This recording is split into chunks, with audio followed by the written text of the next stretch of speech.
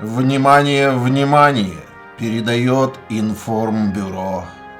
Сегодня в 16:30 по киевскому времени над зданием Министерства иностранных дел Финляндии был поднят флаг НАТО. Извините, прослезился.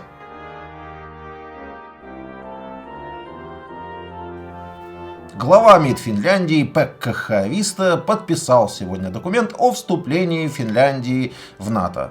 Пекка Хааvisto. Могу говорить неправильно, но сути это не меняет. На Московии же решили ответить мощнейшим митингом. Выпустили каких-то то ли роботов, то ли клоунов, то ли рабоклоунов.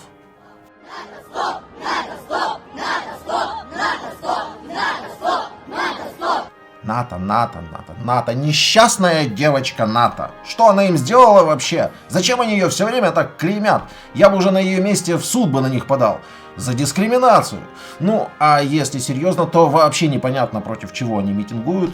Да, во-первых, как бы немножко поздно уже митинговать, а во-вторых, не совсем понятно, против чего они митингуют, потому что их великий стратег, защику-собиратель, который всех обыграл и все непременно пощелкает как орешки, вроде бы как и против же ж не был. У нас нет ничего, что нас могло бы беспокоить с точки зрения членства Финляндии или Швеции в НАТО. Ну, хочется им, пожалуйста. Ну, чего ж теперь митинговать? Все нормально, никаких проблем. No problem, sir. С одной стороны. А с другой стороны, в той же речи он сурово так, зауважив, отметил. Только они должны ясно и четко себе представлять, что раньше не было никаких угроз для них. Теперь в случае размещения там военных контингентов и инфраструктуры мы вынуждены будем отвечать зеркально и создавать такие же угрозы для территорий, откуда создаются угрозы.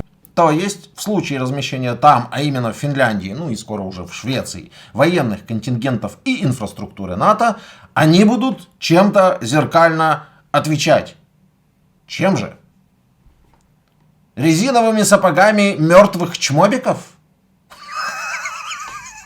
Границу забросают просто.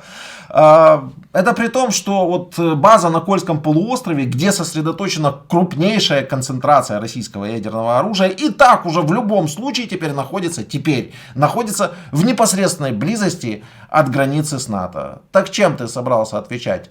Стратег хренов. И все то, что они сейчас там говорят, Кремль заявил, в Кремле отметили, что это финальная точка в агрессии. Ну что? Это просто обыкновенная тяв-тяв. Собачка лает, караван идет. С сегодняшнего дня протяженность сухопутной границы РФ с Альянсом увеличилась на 1340 километров. Расстояние от нее до второго по величине российского города Санкт-Петербурга составило всего лишь около 200 километров, а до Москвы всего лишь около 900 километров. Это ближе, чем от любой точки Украины к Москве. Как там с подлетным временем? Рашистики. Я чем больше смотрю вот на Путина и как он идет, я просто понимаю, это какая-то зловещая калька с правления Николая I. Просто чудовищное количество совпадений. Смотрите, в 25 году Николай I случайно стал царем, да? С Путиным та же история. Там так вышло, Николай I не должен был быть царем никак, там целая очередь была до него. Дальше. Великая победа 812 года. А у нас Великая Победа 45-го была частью вообще всей вот этой российской легитимности. Окончилось все вот чем. Николай I уверовал в то, что раз мы в 12 году победили, значит мы и тут всех победим. Повел антиевропейский курс и нарвался, вы не поверите, на Крымскую войну, в ходе которой Россия оказалась одна против объединенных сил Европы, еще и Османской империи. Результат известен, да? Одна хорошая новость, после того, как он ушел, следующий царь отменил крепостное право, сделал независимый суд и все такое. Я верю, что недолго все это продлится. А мир с 1850-х годов не изменился, да? Мир не изменился с 1850-х годов. Это другое. Конечно, изменился, но логика событий. Не могу не сказать про Лукашенко. Внимательно прослушал его выступление. Офигенно клевая вещь, особенно понравилось две вещи. Лукашенко предложил прекратить прекратить войну и начать Да, перемирие. да, Заметьте, да. Лукашенко предложил прекратить войну и начать перемирие. Потому Второе. что... Да, и в финале этого видео я решил вам показать рашистского пропагандончика, ну, очередного поломавшегося рашистского пропагандончика, потому что все построенное на лжи рано или поздно, так или иначе, будет ломаться, и вот мы сейчас уже наблюдаем этот процесс, потому что если посмотреть, что говорила рашистская пропаганда более чем год назад и то, что они говорят сейчас, то это фактически от Киев за 3 дня, мы уже вот-вот, до «а как нам спастись вообще теперь?» И напомнить я хотел бы о том, что говорящая жопа Путина по фамилии Лукашенко заявила о том, что ну как-то бы уже бы о перемирии начать бы разговаривать. У него, конечно, нет никаких полномочий на это, но мы понимаем, что то, что говорит говорящая жопа Путина, то думает и сам Путин. Кроме того, об этом уже много раз писали всякие рашистские паблики или как-то намекали на это. Не российские, а именно рашистские, вот эти Z-паблики. Писали о перемирии, пытаясь спасти так называемое лицо своего защику собирателя. Но вот у меня вопрос, а стоило ли вообще вторгаться в Украину? Стоило ли пафосно говорить о демилитаризации, чтобы потом говорить о перемирии? Ведь то, что на их языке называется демилитаризацией, украинскую мову зветься озброєння.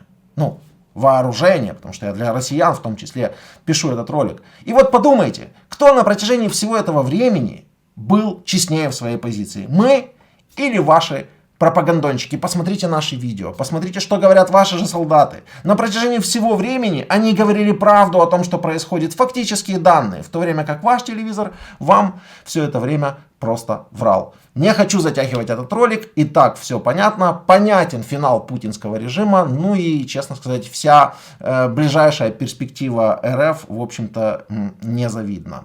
Подписывайтесь на канал, делитесь этим видео и...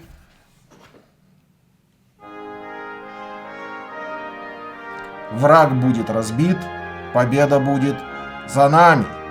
Слава Украине!